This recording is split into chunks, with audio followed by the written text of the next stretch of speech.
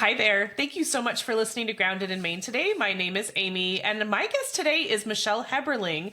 Michelle is a new author. Her book is available for pre-order now, and it is called The Guts of Fermentation. And so we're going to be talking about fermentation and gut health and other things. So, Michelle, thank you so much for being here. I'm thrilled to have you and learn. I mean, we were already talking about this. Like, I need to learn. Amy, I am so excited to be here, and I have been a long viewer of your podcast. I absolutely love the information that you bring to us, and so I'm one of your viewers. How cool is that? Yay! Yay! That's super fun. And so tell us about. So I was looking at your bio and looking at your website and some of the podcast episodes that you've been on. There was like a hint that there was a reason why you started fermentation, like a health issue. If you don't mind, can I take a step back and Absolutely. start from the beginning? Please. When I was a little girl. I lived on a farm, and we grew and raised what we ate, and we didn't go to a grocery store. We shared with our neighbors. Everybody had gardens, and that is my dream, man. Yeah, we would eat chicken only once a week. I mean, look at the abundance of chicken. You can have it 3 times a day now, and it's no big deal. And they're oversized, and it's not what a chicken used to be. And I tell you this because I'm 59, and I have watched our food system go from this beautiful eating what you grow to everything's processed, ultra processed, frozen. And our vegetables at the grocery store are small, and they're very limited to what you have access to. And So I'm really big into the whole food movement. And when I moved to San Francisco, I was 23 years old. And it was right in the heart of the food movement. And Michael Pollan wrote a book called Omnivore's Dilemma. And you're nodding your head. Have you read Omnivore's Dilemma? I have not read it, but I've heard it. I've been following him for a while. Yes. He's amazing. And that was like 30 years ago, right? Maybe even a little longer than that if I do the math. But one thing that really stuck with me in his book is he said, we vote 3 times every day. We vote with our fork. Corporate America is listening to us, and they're going to give us what we tell them we want. So 30 years ago, I thought, well, that's kind of far-fetched. Is that really what's going to happen? I love to eat organic food, and I'm all about organic and farmers markets. But are we really telling corporate America what we agree and what we approve of? And 30 years later, that's exactly what happened. Right. Well, I think it's really complicated. And clearly, I mean, that's exactly where we are right now. But like, I think things got complicated with like World War II, and women had to go to work to take care of the family, while the husband was at war and stuff. And then, to have time to do dinner as well, it just really got complicated. And then plastics and processed foods so that you could have dinner ready in, 15 minutes. It just, it made so much sense. Yeah. Well, like TVs, right? All of a sudden we get TVs, and then we have TV trays, and they make TV dinners that are frozen. All you have to do is take the film off, and then these microwaves came about. Everything revolves around sitting on your butt. Yeah. Staring at a box. And, I have a 20-year-old son, and I was always the weird mom because I made everything. And I'm a serial entrepreneur, so I'm really, really busy. But I refused to give my kid anything that was processed. Mm-hmm. And he'd come home frustrated. Mom, you're so weird. We're so weird. People don't like me because I won't eat Chef Boyardee or Kraft macaroni and cheese. But now he's like, Mom, thank you so much for teaching me about real food. He's 6'5", and yeah, I would say he got his height for me, but I'm 5'2". kind of. Anyway, so to come back to the question you asked me, I was a project manager traveling the world and eating food that was really clean. And then I would come home and everything tasted processed. Even the vegetables at the grocery store really didn't have any flavor. It didn't matter if it was organic or not. I wasn't sensing my flavor of like growing a carrot and taking a bite fresh out of the ground. And it was really surprising to me because it made me realize, okay, well, look what's happened in the last 50 years. What's going to happen in the next 50 years? Right. I mean, that's pretty scary because we are already, when you look at our health system, when you look at the health crisis that we're in today, we were not there 30 years ago, definitely not there 50 years ago, but we are there. And so how did all this come about? Well, going through menopause, well, before pre-menopause, I was like, for 15 years, I had heavy bleeding. I mean, heavy duty bleeding. And of that, 5 years of that, it was so bad that I kept finding myself going to the ER because I was hemorrhaging. Oh my gosh. I could not, I was bleeding so much that I remember a young doctor coming in and pulling back the sheets. He goes, when was the last time you emptied? Like you actually turn on a faucet and empty, right? And I'm like, well, right before I checked in. And it was just I was just sitting in, I know it's a little vulgar, but sitting in some blood and a lot of blood. And he turned white and walked out. And before I knew it, my gynecologist was there going, Michelle, you need to do a hysterectomy. And I was like, man, I'm not doing a hysterectomy. I know that it is my time. I know things are going to change. I just have to get through this. And so I had 15 years of chronic iron deficiencies, which nobody really talked about that with me. I didn't have doctors go, oh man, Michelle, iron deficiency is not a good thing. And as the serial entrepreneur, I would just plow through and keep going. Yeah. Right. And didn't really think about it. I mean, was energy an issue with that? Because isn't like iron?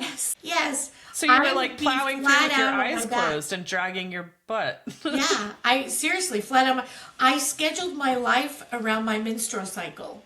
One, I didn't want to get caught with like a blood showing through my clothes, or two, I just didn't have the energy. And I started noticing the impact it was having when I went on a backpacking trip with my son. Beautiful back trip. We had a beautiful 4 days. It was gorgeous. And on the trek home, I stepped on a little pebble, teeny tiny. You could barely see it. And I tweaked my knee and I tore my root meniscus. You were done. Yeah. Yeah. And I had to be carried down the mountain 3 miles. Now, here's a side note, Amy, and I'm just going to say this because I couldn't say this in my book. It was awful, but it was also quite an experience.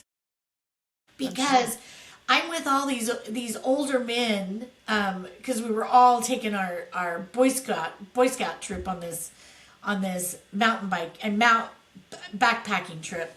Okay. And when I tweaked my knee, the boys put together a stretcher.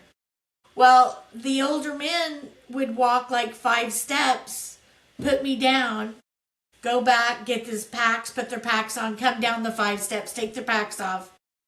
Tell you, it was taking forever. I was like, we are never getting down this mountain. Oh my gosh. And then, Amy, all of a sudden, 30 guys in their 20s and 30s showed up, no shirts. I swear to God, this is true. Guns in holsters, and we're in California, not allowed to wear guns, but apparently when you backpack, you can. And they're like, oh gosh, you guys need some help. Let us help you. And they carried me down the mountain. And it actually wasn't that bad. I felt like a princess. One guy took his shirt off and gave it to me as a pillow because my head was hitting hitting the stretcher. bars, He goes, yeah. oh, that's gotta hurt. And I'm like, not really. And then I'm like, so what? Why are you guys wearing guns? And he said, because of bobcats and bears. And then I'm like, maybe Great. cougars too. Anyway, I know that's terrible. And I did kind of say that So in the good. book, and my editor said, hell no, take that out. That is not appropriate. So you're my first podcast to share it. Anyway, so this, I tore my root meniscus, and I am a strong woman, and it was a teeny tiny pebble. It shouldn't have happened. And of course, I got stuck on the couch again. And then a couple weeks later, I have a tooth pulled, and it turns into a sepsis infection, a pre-sepsis infection. And I was stuck in the hospital for a week. And then I start feeling better, and I get in a car accident. Oh my gosh.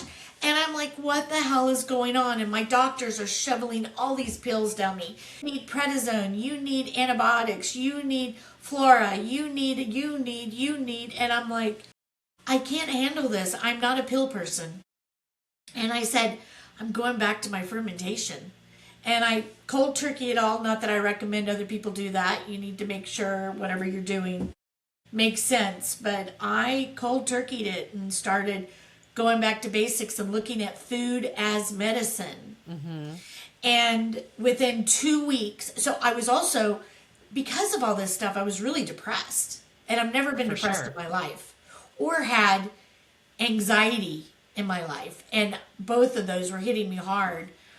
And I was like, just my healthcare practitioner, she just needs to tell me what I can do to get better. And she wasn't telling me. So going back to fermentation, eating fermented foods 3 times a day, I snapped out of my depression. I snapped out of my everything.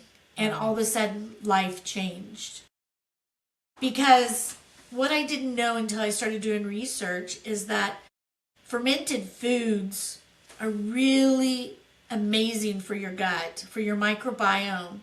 And your dopamine, 90% of your dopamine comes from your gut. It doesn't come from your brain. Oh. So if dopamine comes from your gut and your gut is all messed up, you're not going to feel well. You're not going to be happy. You're going to be depressed. You're going to have anxiety. You're going to have inflammation. You're going to have brain fog. And I'll tell you what, within 2 weeks, the brain fog went away. My inflammation disappeared. My energy came back, and I became happy. And to this day, I was like, oh my God, I need to share this. This is what people need to know about. You can get away from the supplements and get away from the pills and go back to what our ancestry knowledge is. What did our ancestors do? They didn't have that stuff. Right. They used food as medicine. Mm-hmm.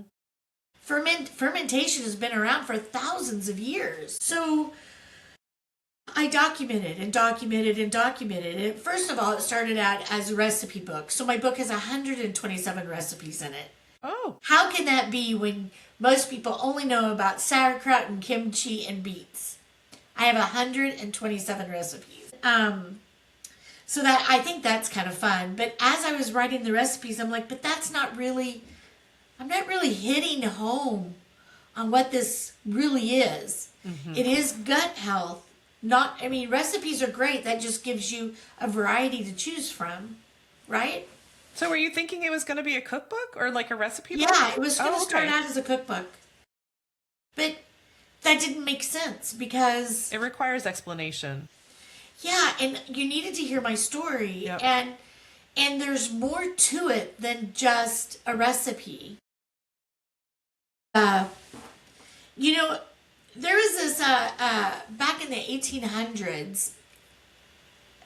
Back in the 1800s, there was this guy, this researcher. His name was Louis Pasteur, and Louis Pasteur coined the term germ theory.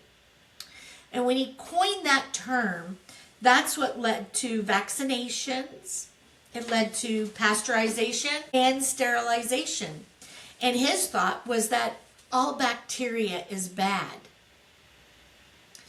And so we all went with that. But there was another guy talking, and he was like, it's not the bacteria.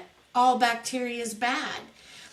It's really not. And his name was Antonio Bentkamp. What he was saying was that it's the terrain you need to watch out for. Terrain?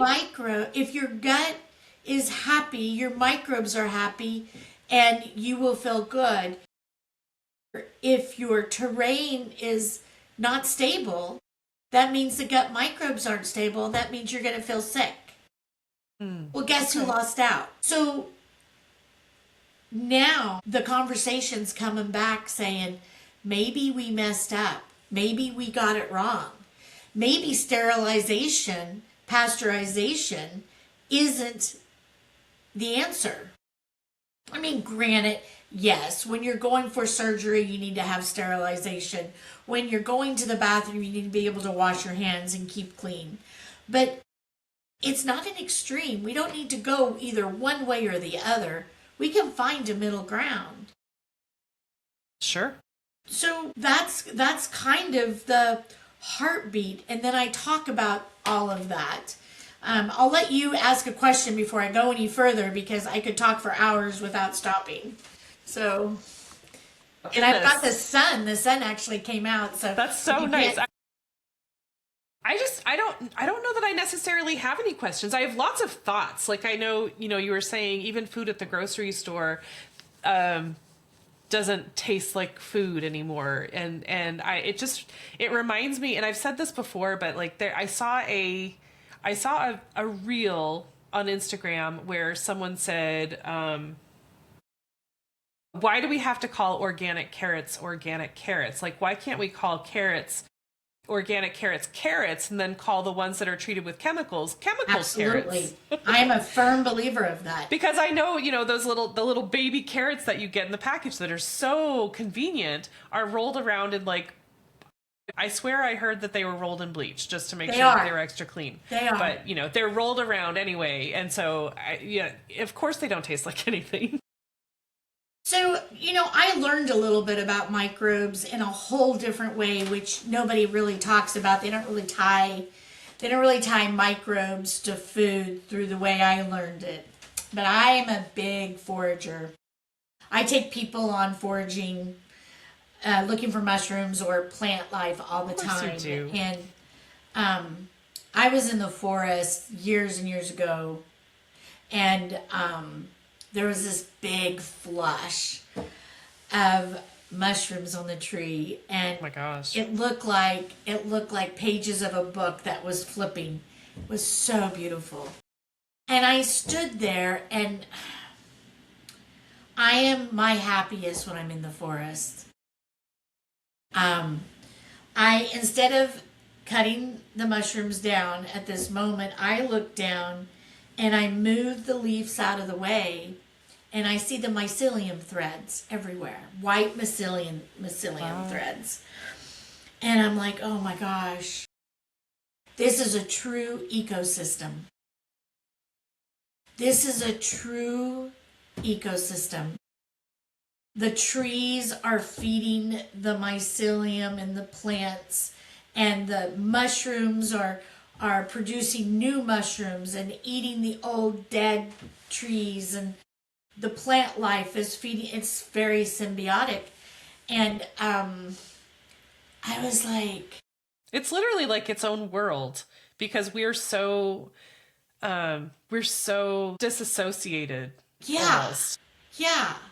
And what if that own world is our bodies? What if our bodies have that same ecosystem? Everything works together and makes it work correctly.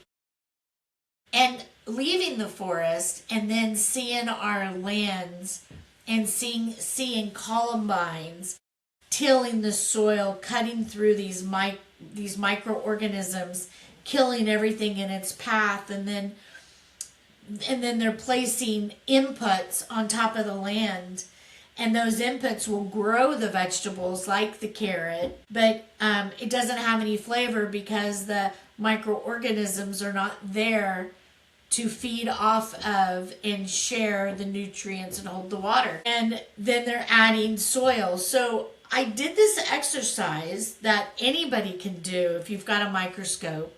Take a handful of soil and put some, not a handful, just take some and put it on a slide. And look in your microscope, and you'll be amazed at the life forms you will see.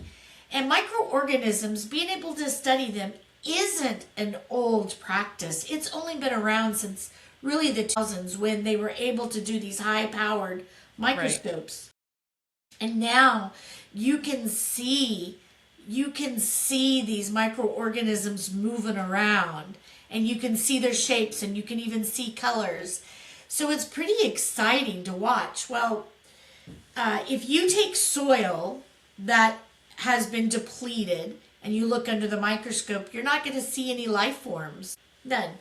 But right. you can harvest indigenous microorganisms from the forest and place them in your garden for free. You're not going to the store paying for inputs. It's one of the big things I do with homesteaders. I show them how to utilize the woods, how to utilize what Mother Nature has created for us. So it is very simple. And in my book, I really describe it. But it's basically you cook rice. You put it in a basket. You take it out into the woods or the forest. Find some mycelium, some leaf litter. Set it there. Put a bucket on top of it so the critters don't get it. Leave it for 5 days. And microorganisms will find its way in your basket. So you take that bucket off, and you can smell the sweetest smell. It's beautiful, just like your live compost. It's a sweet smell. It's sweet, and then you take it home. You shelf stabilize it by mixing it with brown sugar, and you only need 1 part microorganisms to 1,000 parts water. And within 3 days, that dead soil will become alive again. They colonize so fast if you just give them something to colonize. It's exciting. They go, and so if you take that analogy, that happens with our jars of fermented foods. If we give the environment to help those microbes thrive, they're going to be beautiful and happy, and they're going to help us stay healthy. That was a pretty fun thing. That is natural Korean farming methods, and they've been doing it for thousands of years. Yeah, there's a Koi is his name. He passed away a couple of years ago, but he documented it, and there's a book on it. And that's indigenous microorganisms, and there's a lot of levels that you can go. There's an IMO 1 to an IMO 5, and each one has different things that you can do. And then you can make like a fish emulsion, and you can make a vegetable emulsion. It's basically these systems are put in place so that you don't have to go purchase. Because the most expensive part about farming is the water and the inputs to make your soil better. But right. I mean, you don't need to do that. And I look at you, and I'm going to say this because calcium. Our grounds always need calcium, right? People think, just grind up your eggshells from your chickens, right? Well, those eggshells take a really long time to decompose. Right. But if you put them in a jar, if you roast them first, because you want to roast them, put them in a jar with a little bit of apple cider vinegar, you extract the calcium, and then you have calcium that lasts for a long time. It's kind of fun. Anyway, that's still fermentation, and I actually even give steps on how to do that in the book as well. But I didn't realize that our soil is always lacking in calcium. That's really interesting. Test it. A cool test to do is to just dig a hole, make it about 4 inches deep, just a little hole, and pour water in it and see if it holds or if it seeps in. They call that a perk test, right? Yes, they do. I just heard about that. I've heard about that, but I've never seen it done, so that's really cool. Yeah. it's pretty neat. But the easiest way is to incorporate indigenous microorganisms into it. So where I was going with the IMOs is that, corporate America decided they could do a better job at producing food than Mother Nature. And they needed to, because they needed to grow more food because we were demanding more, right? Society, going back to the the population forks, was growing at a pretty quick pace too. Go back to the 3 forks. We told corporate America what we wanted. We wanted fast, easy, ready in 90 seconds. And healthy so was not one of those did. requirements, though, right? Right. The nutrients are horrible. But just because they did that, just because our food systems are messed up, doesn't mean we can't get this back. Mm-hmm. Even somebody that's not on land, even somebody that doesn't have like containers on their outdoor deck or their concrete slab, it takes steps, and it takes a little bit of work and a little more money until you get the groove of it. But buy from farmers markets. Ask those questions. Find out where your food's coming from. There's a community supported agriculture, or CSA, that you can buy a box of veggies and have it delivered, or go to a certain place where all your neighborhood's food boxes are left, and you can get food that way. Why am I talking about this instead of fermented foods? So now let's go back to the grocery store. Those flavorless vegetables you have is because they're growing in land that's been depleted of micro. And so that was kind of a long way to get you back to the grocery store. But if you can get a farmer's market, if you can get vegetables from a farmer's market or a farmer, the crazy thing is, when's the last time you talked to a farmer? And I can't say that to you because you live on a homestead, but to your listeners, when's the last time they talked to a farmer? 9 times out of 10, it may be once or twice a year. We're that disassociated with where our food comes from and how we grow it. So if you can befriend farmers, your food's going to taste a lot better. Yep. So if you're buying the vegetables at the grocery store, the microorganisms on those vegetables is pretty much the same microorganisms that are on your counters, on your skin, on all surfaces. And those aren't all the best microorganisms.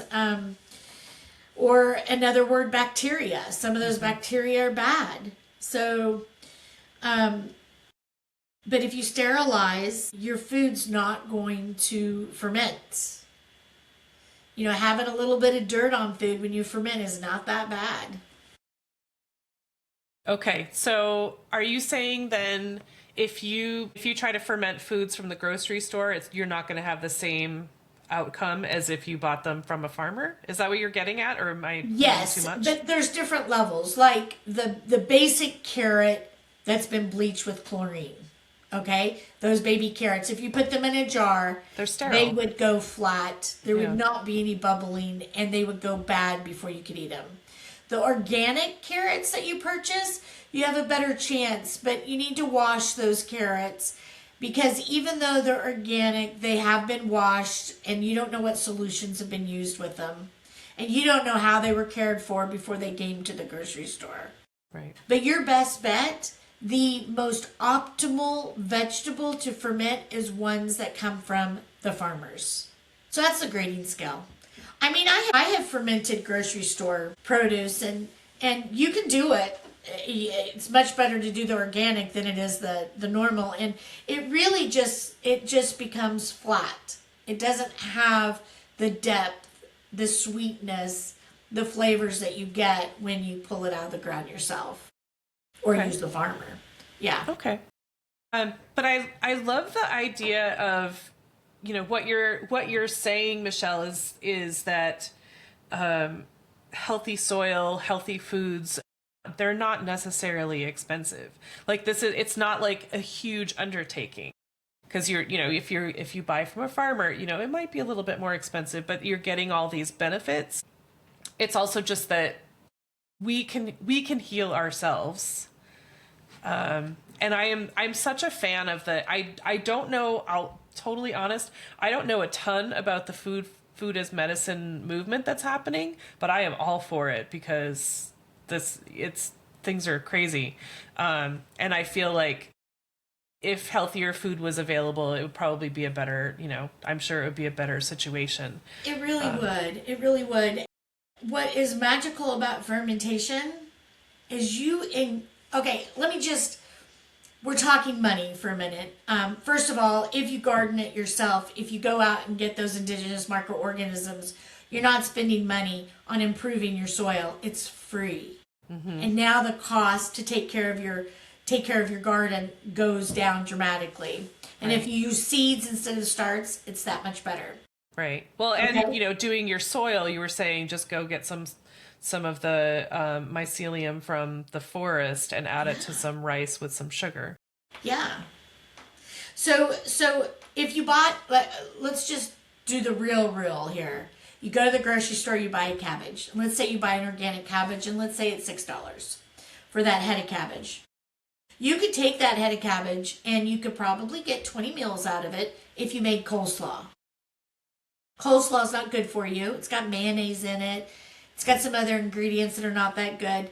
There's not any nutritional added benefit by eating coleslaw. It just makes it easier to eat the cabbage. But that cabbage will only last in your refrigerator for about 3 days before it turns to slime.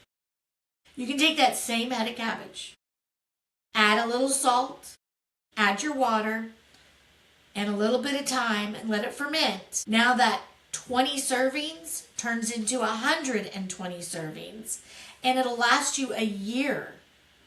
And the servings of fermented food is not like a half a cup of coleslaw. A serving of fermented food is only teaspoons to a couple tablespoons. And you build up as you build your gut, you make your gut stronger. So if you started off with like a cup of sauerkraut and that's what you were going to eat, you'd probably be in the bathroom the whole time because I was totally thinking that. I was like, you should probably pace yourself and start small because... Yeah. 1 teaspoon. But I say 1 teaspoon 3 times a day. But isn't that amazing? And that cabbage that you fermented, that now you can get 120 servings from, plus it'll last you a solid year. If that wasn't enough to sell you, what about all the added nutritional benefits you get by fermenting? When you take that salt and it eats the sugar from the vegetables, the bacteria eats the sugar from the vegetables. Now, all of a sudden, that cabbage could even be on a keto diet because the sugar is taken away, right? And your vitamin A, vitamin C goes way up because you've just increased that nutritional aspect. That is pretty exciting. Yeah. Now is very interesting. I mean, yeah. I'm wondering how because I know that, do the other nutritional benefits, like, do they like swap off?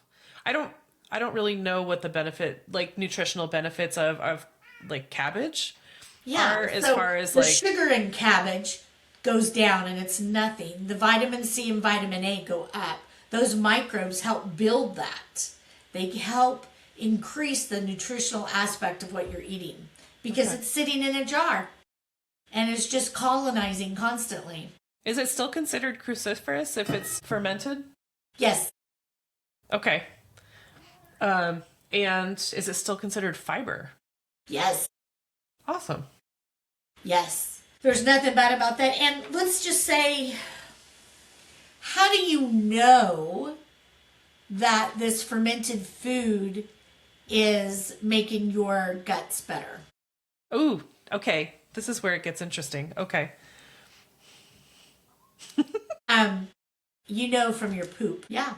So when you eliminate, there's a Bristol chart that was created back in the 1900s, I believe. Actually, it's a really ugly chart. And my artist that designed the cover of my book, I went to her and I'm like, is there any chance you can make this Bristol chart pretty? Can you make poop pretty? Because it's, what level of poop is it? From 1 to number 7. And you got to draw it. And she's like, oh gosh. Well, I guess you can't say I've never created shit before. She made me a beautiful Bristol chart. In a good way. In in what a way? great way. And it's pretty. It's pretty poop. So when you eliminate, you take a look and you see what number ties to the type of poop you have. And you want like a number 3 or number 4. Those are perfect. And when you release that, when you let that go, man, if you're in a number 3, number 4, that's perfect. You will find you have more energy. You will feel almost euphoric. You're given a step in your walk because it's such a good poop. Euphoric. Yes. The ones are like pebbles, and right away that the first thing you want to do is start drinking water. You're dehydrated. And if your poop is like a number 7, you've got runny poop, and you've got things with your gut, things with your kidneys that you need to look at.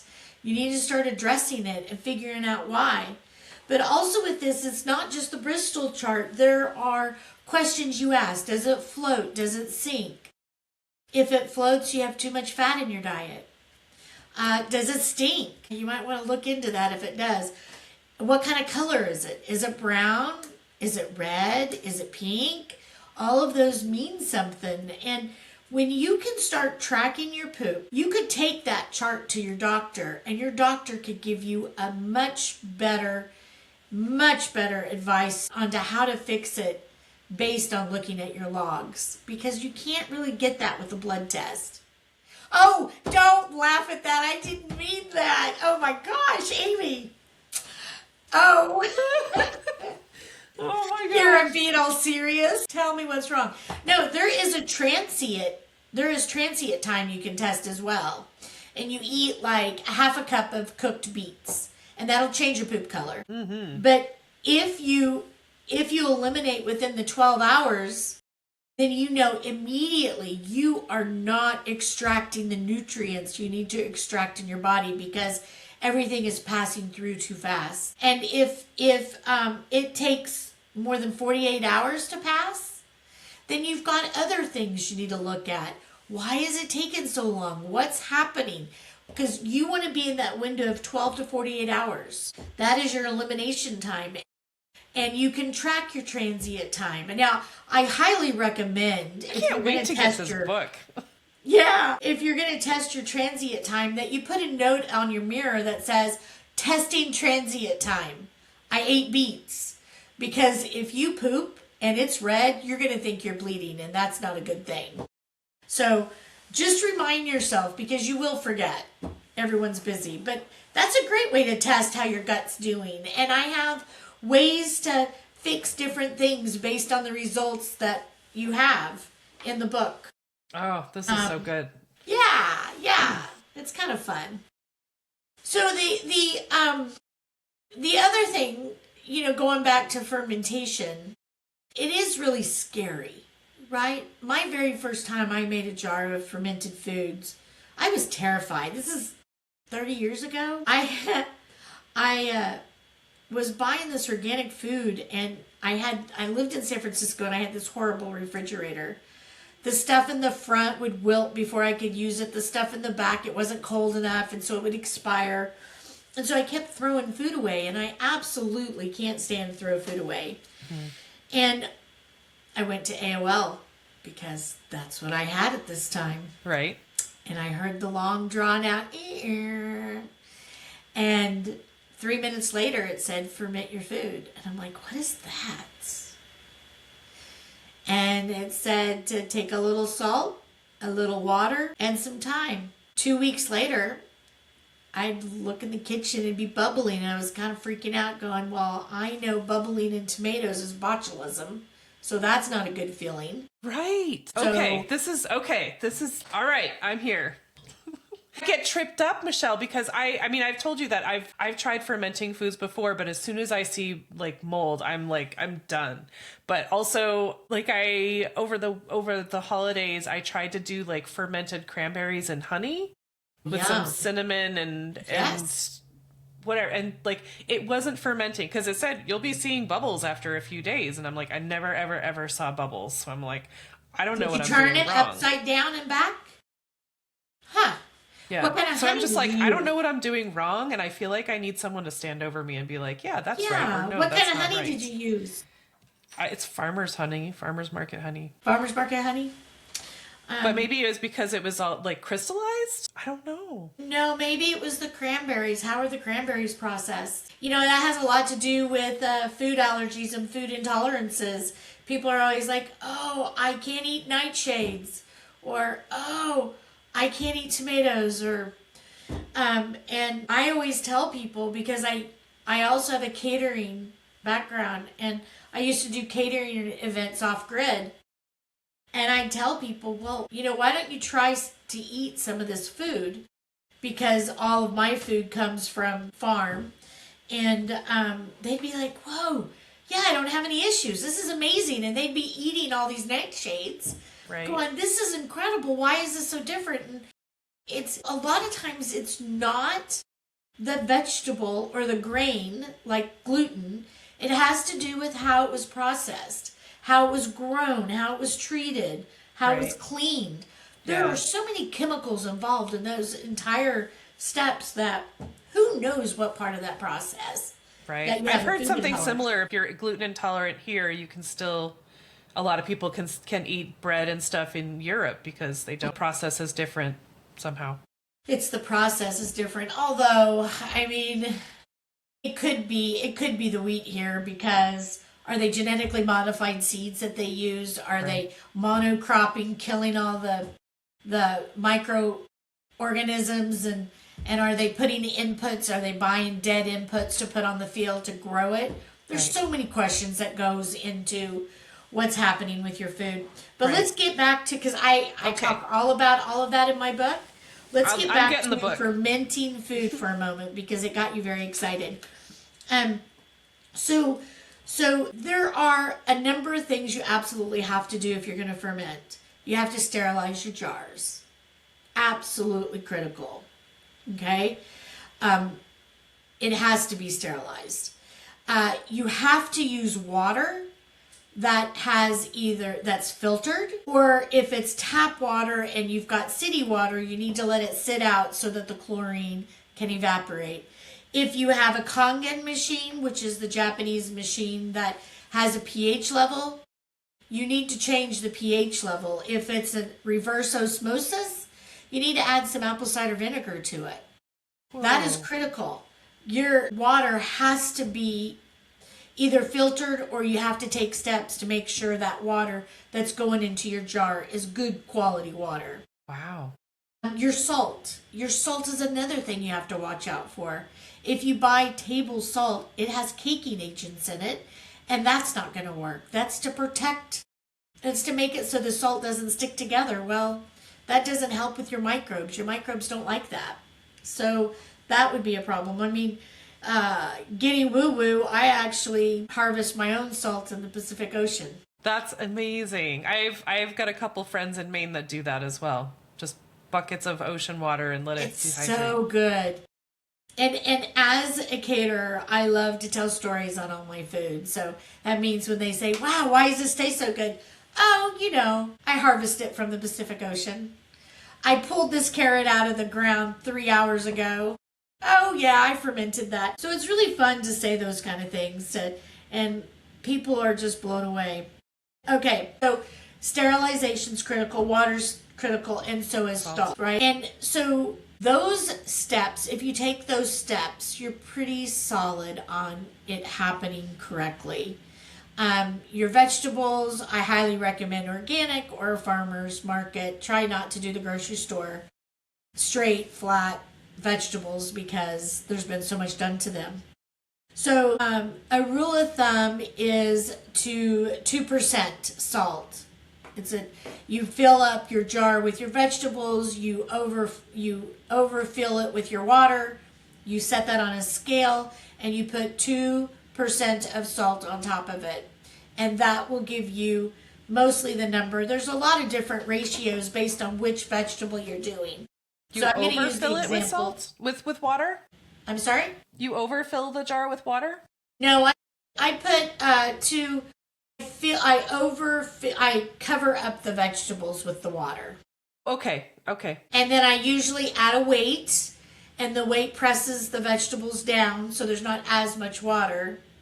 And then once I do that, then I do 2% on top of that for salt. And, and there are different ones, like carrots are 2.5%. But all those ratios are in my book. So let's say I like to take with cabbage, I like to take a cabbage leaf and I like to tuck the cabbage into the leaf, and then I like to put a glass weight on it. And then I like to use the airlocks. I got one right here. Look at this. Let me see if I can get it out. This is an airlock right here. And there's a line to keep water in it. And what that does is when the ferment is bubbling, it's pushing the oxygen out of the lid, and then this water is trapping it so it doesn't come back down. Oxygen is not your friend. You never want oxygen in your ferments. Troubleshooting techniques. There's a white film that can grow on the top of your vegetables, and it happens a lot. And that white film is just cam yeast. It's no big deal. It's just white cam yeast. You can mix it into it, or you can take and scrape it off. But what you need to know is the more oxygen that fermented jar gets, the more chance of more cam yeast to grow. So cam yeast is no big deal. It's white. It can be a little fluffy. What you need to watch for is anytime there's color. And the way that there's going to be color is if your jar is dirty, if you've got dirty water, if you have, if your vegetables are not submerged under the water, which the water is really a salt brine because you've mixed you mix salt with it. Any chance that oxygen can touch that vegetable, you're going to turn that vegetable into a nasty mold. And then you got to throw the whole thing away. Another way to tell is to smell. There's a sour smell. Usually what happens with the ferments, I thought I had one right there, but I don't. I have jars everywhere. But usually what happens is when you build this life form in this jar and it starts doing its thing, the water gets completely cloudy. You're not doing anything wrong. You just need to let it go through its process. It does the cloudiness, and then it starts bubbling. And then the bubbling stops, or it's very little. It'll always ferment. If you leave it out on a counter, it'll ferment for the next year. It will slow down, and then you start tasting it. You just take a little taste. Don't do a double dip, because you'll add more bacteria to it. But you do a taste, and when it is not as stringent as your taste buds will allow, then it's ready to eat. And when it's ready to eat, you take that jar of ferment and you put it directly in the refrigerator. And the cold will slow down the process of fermentation. And it's a great way to have food last you a solid year, no problem. Yeah. You can it doesn't stop the process altogether, right? Putting it in the fridge. It just slows it way down. Kind of like the indigenous microorganisms, right? When I shelf stabilize it, I put brown sugar in it, put a lid on it. I don't burp it or anything, and I just set it away. I can do that for a long time. But once I water to it, it wakes back up and it's like, oh, hi, I'm ready. Okay, let's do this. So, yeah. I think that for myself personally, I think the book is going to be really helpful to have it like in writing, because I'm like, oh yeah, I'm supposed to add some salt and stuff. So I'm curious, Michelle, how many projects do you have going right now? Like fermentation projects? My gosh. Well, okay, that is not a fair question to ask because I can't see my jars. Approximately. Miso. Okay. Miso. I do miso jars that can take 3 years to ferment. And I do a lot of different types. So I got all these crocks in my cellar of ferments that just do their thing, right? Miso is my favorite thing to ferment because it's very healthy. You can take miso and you can make miso balls and then take them with you and add some hot water and then you all of a sudden have a protein-rich broth you can drink. So you always have substance. So you make those balls. It's like a bouillon cube sort of, but it's healthy. Yeah, they're a little bit bigger. They're about like this. You put them in a baggie.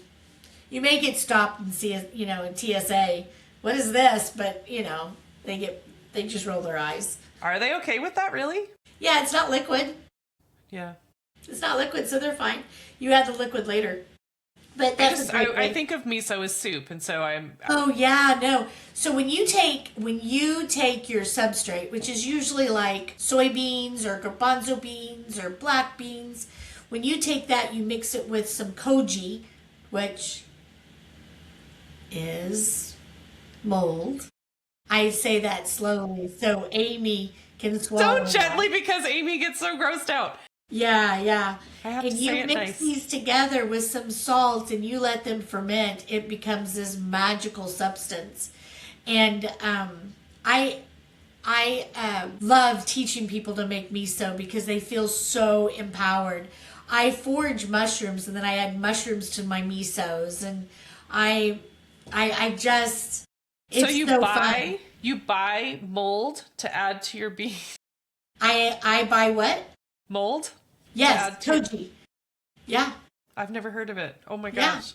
Yeah. It looks like little rice petals. I could make it, but that takes way too long, and I have no desire to do that. I've done it once. That's all I needed to do.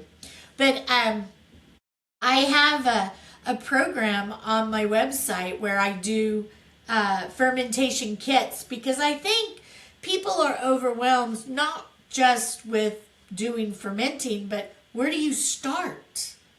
And you got to have the supplies, and different ferments have different things. I mean, there's this thing called Jun, Jun, and Jun is a sister to kombucha.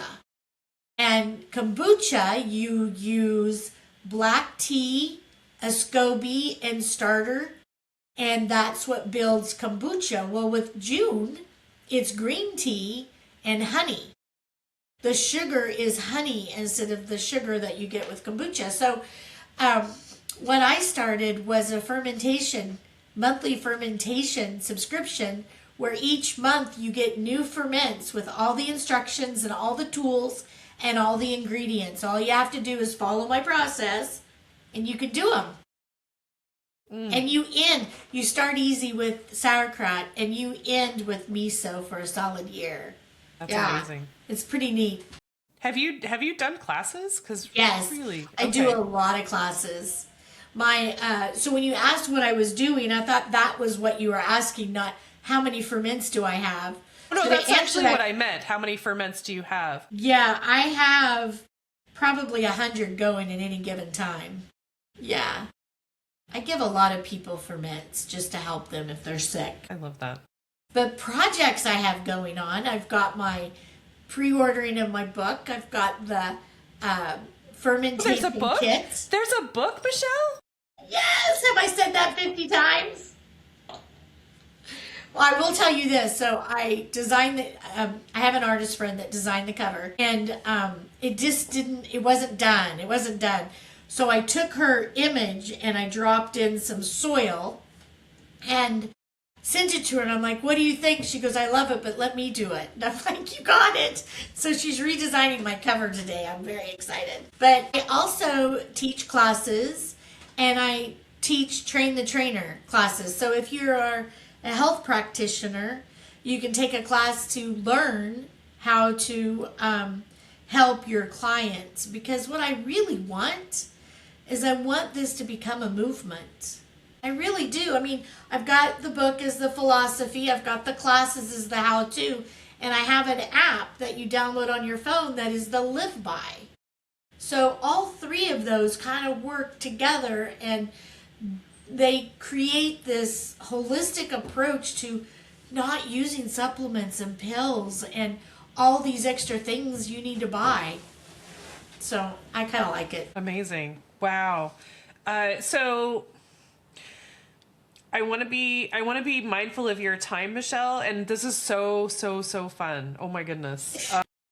I'm learning a ton, and I'm I'm going to be buying your book. I'm going to go pre-order it tonight, I think, to make sure that I get that, because I really want the recipes. And the stories, of course. I think, I mean, for me, the cookbooks or the recipe books are not the same without stories. So I appreciate that you're adding that. And it also it's like an explanation of why this matters, why we should try ferments. And there's a huge troubleshooting section, Amy. Oh. Temperature. You can test the temperature. You can test the color. There's so many ways to make it so it's easy. Yeah. And you so can it's hold like your hand on it. it's like an instruction book or a manual for the, when you get like a blender or something like that. There's like 6 recipes at the end that you can test it out with, but this is like 127 recipes? Yes. Is that what you said? 127. Cool.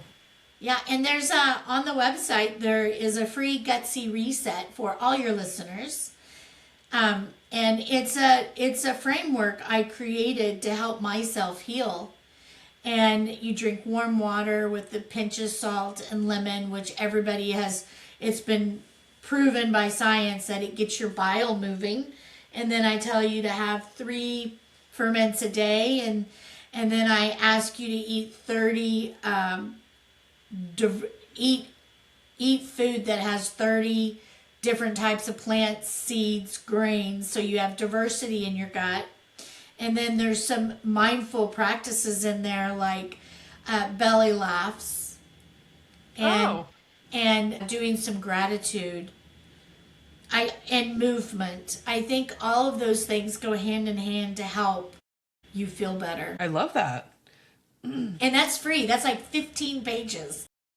And I also give you recipes in there on how you can incorporate those ferments into what you're doing. That's kind of fun. Oh my gosh. This is the guidebook that I didn't know that I needed. Yay! But I'm I have somebody that did the reader. She read for me to check my book and make sure that she understood it and stuff. And she said she felt like I was holding her hand all the way through. And I was like, that's the best that's the best sentence you could ever say about it. Oh, absolutely. I mean, that's totally, I mean, I wasn't thinking of those words, but that makes total sense. Like, I mean, like I said, I feel like I need someone standing over me to tell me that, that looks right or that doesn't look right, or, how does it smell? And, there's so many things about it. Cause I'm just like, what if because I have a jam business, or I had a jam business and I make jam, and I'm terrified of botulism. Yes. So I'm always so super careful. I'm like, how does it work to have bacteria? And how is that healthy? Bubbles, and right? then just knowing, if I get it wrong, what happens if I get it wrong? Like, well, when someone says, oh, it's easy, you just add some salt and let it bubble and whatever. But like, no one says what happens if you do it wrong, other than mold, and it you tastes wouldn't bad. eat it if it stunk. You wouldn't eat it if know. it had colors A lot of it in stinks to me. And that's part of my... That's the sourness, yeah. I don't know. That's I don't know. really So if someone difficult says, no, to get. you put this much in, you make sure you clean your jars, I'm like, if I'm doing it how it's written down, I'm good. Yeah. I should be fine. Yeah, it's really difficult to do it if you don't. It's really difficult to fail if you're doing all the steps listed. Right. Yeah. And so often people are like, oh, you just add a little salt and let it sit for who knows how long. I'm like, patience and time. I think people are in a hurry. I've had people call me stressed because it was all cloudy. And I'm like, nope, cloud is part of the process. Keep going. Yeah. That would be me. I wanted to make sure that I mentioned that this conversation is coming. It's such a really cool time for me. So my friend Marianne she hosts a podcast. So you might want to listen to that, Michelle. It was so good. This one that just came out last week, and the guest's name was Kelly Hale, and she is she talks about the gutsy brain movement, and so it's like gut health for emotional well-being. Yes. And so it sounds like you guys are really in tune and you might want to follow her or something. Thank you. I will. I'll look her But up. it's just that this came up at that same time because that is still fresh from just a couple days ago. So popular right now with the way that you can monitor microbes now under microscopes. The research is getting really good. Yeah. It's pretty exciting. I do have a question. So you had said, going back, I'm just looking back through my notes. So you were talking about the Bristol chart and the way your poop looks and smells and whatever. And you can bring it in. Don't bring the poop into your doctor. No, bring your logs into the doctor, and they can tell you a lot from that. I don't know. I have not had a really great experience with medical professionals lately. So I'm like, would they know what to do with that? Well, a gastroenterologist would. Sure. Okay.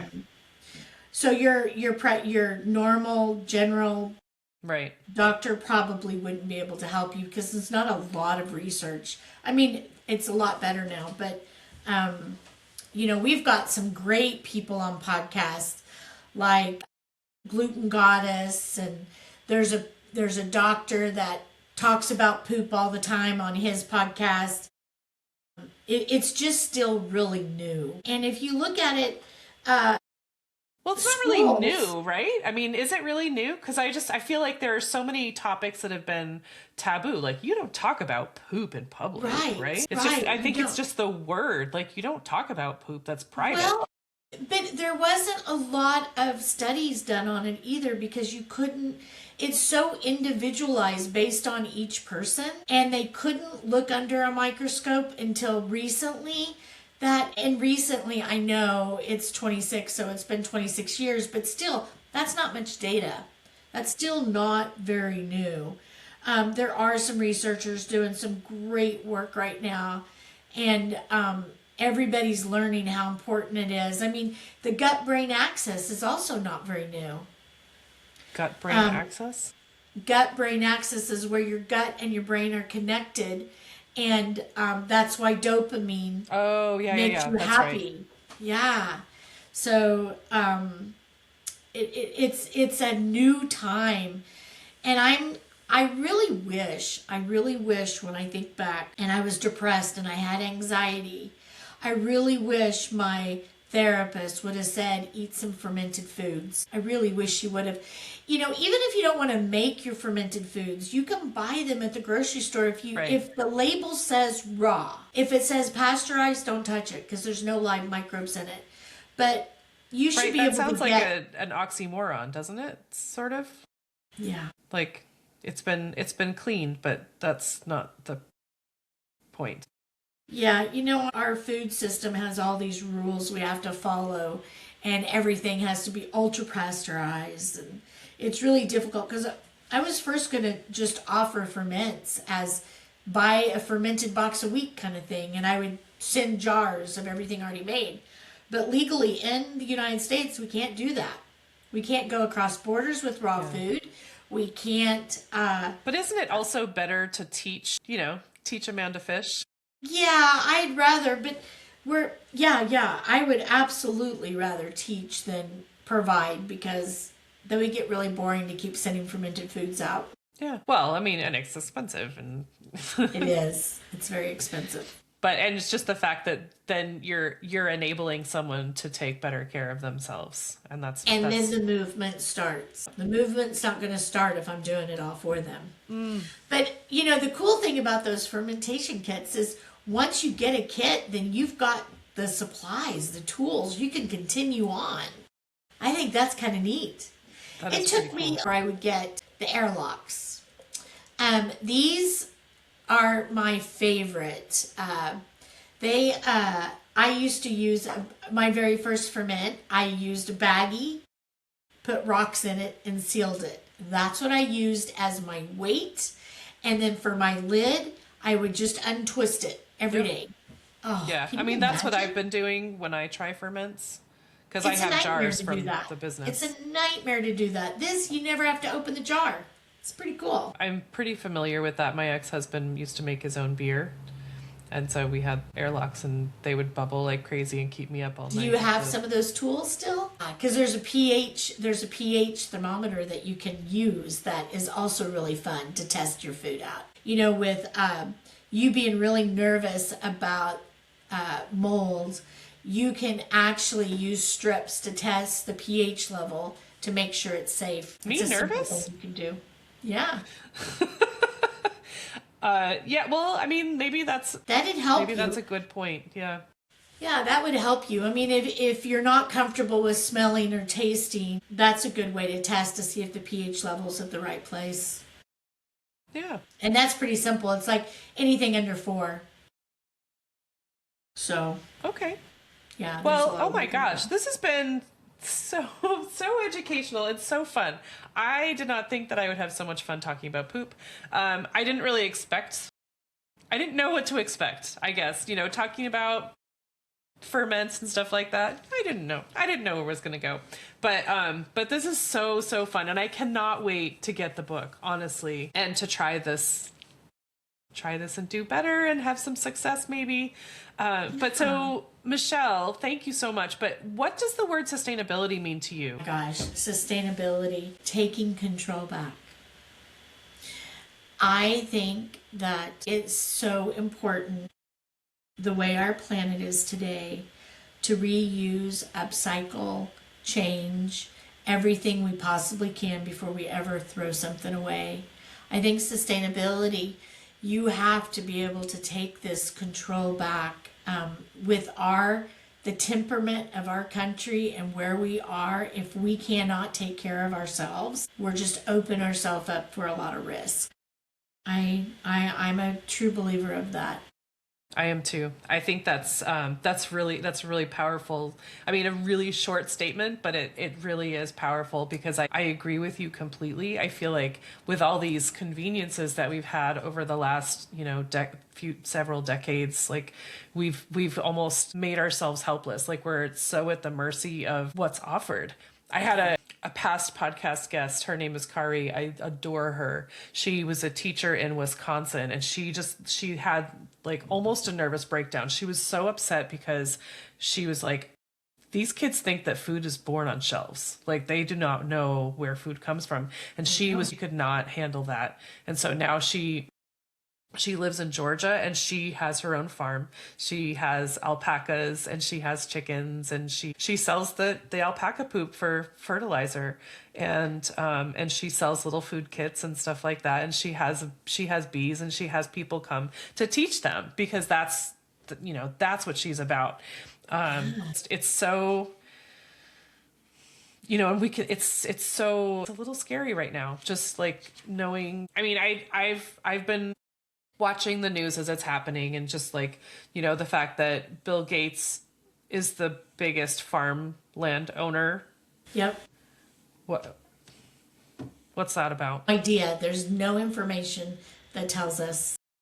Yeah. We're just kind of like sitting here going, okay, what does that mean? Does that mean so China doesn't buy the land? Is that why he did it? Or what is he planning to do? I don't know. Yeah, I don't think it's that. It's kind of scary, but I think that the best thing we can do is be able to live off our land. I mean, it's like I'm going back to when I was a little girl. Yep. And that was the way. Back then it worked, right? Like, that's what worked. And it could work again. Going back, Amy, on what you just said, we don't have time. We don't have time to grow. I just want to challenge you and your listeners with this statement. When you're outside and you're touching the soil and you're feeling the energy from the ground, it's really healing. And it doesn't take that much time. It's overwhelming when you think about it from a big picture standpoint. Oh gosh, I got to get this. But if you just do a little bit each day, instead of watching that TV station, that show on TV, maybe instead of, I don't know what everybody's day-to-day activities are, but I find when I can't get into the soil, I feel sick. Yeah. I really believe that we need to stand on our ground with our shoes off and feel that dirt and feel that soil and feel the energy that it gives us. And that energizes us and keeps us feeling good. So I think that just doing a little bit at a time, and you'll find you'll keep doing more and more and more, because it's amazing how good it feels when you're out there. Even if you're working, even if you've got 10 kids and everyone's busy, put those kids to work. Yeah. Yeah, I know. I think that in general that I imagine that's sort of not an argument, but like, a reason that people are not able to do that. But also a lot of people are renting and they don't have the space to do that. But yeah, there are, I don't know on the East Coast, but one thing that's really new here is you can rent a portion of a plot, and you can have a little garden, like little a community garden. That's a big thing around here in Oregon and in Washington now that didn't used to be. That's wonderful. There are other ways, and maybe it's not, you have a garden, maybe you can befriend a farmer and say, can I come work your land with you? You'll be surprised what kind of free stuff you'll get out of that. Right. For sure. I think that, anybody can grow herbs on their counter in their kitchen, right? That's one thing that can be done. You can sprout seeds. You can do that, so you're at least getting some good nutrient dense foods. And then, containers. I just really want to see people stop outsourcing their health and their food. Wouldn't it be great if you walk down the grocery aisle and it's not all processed frozen? It's more fresh vegetables. Right. I know. And I've heard, people say, you have all the produce is on the outside, and then the dairy and the proteins and stuff like that. But there's like all these aisles of the inside that are shelf stable, and they're like, so this is the health food. What is all the stuff in the inside? And you're like, yeah. Yeah. It's crazy. Okay.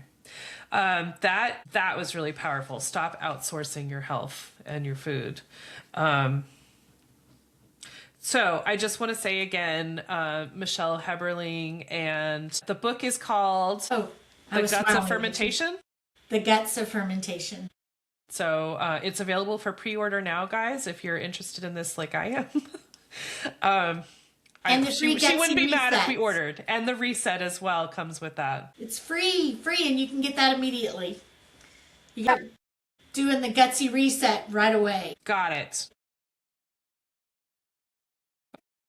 Thank you so much. This has been fun and informative, and I feel empowered to try again. Yay! And really, when I have my farmland, you are coming over to help me to make it. I would love to help you with that, because that's this magical, right away I know what needs to be done, and crazy things like giving your chickens fermented food. Yeah, my chickens are really picky.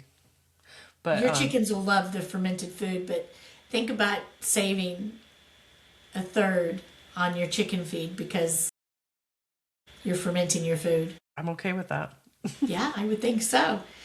Yeah. Making a fly larva section for the chickens. Right. They'll love that too. So where can people find you? You're on Instagram. Where can they find me? Gutsoffermentation.com on both Instagram, YouTube, and the website. Send me an email if you want, Michelle at thegutsoffermentation.com. All right. Thank you, Michelle. Thank you, Amy. This has been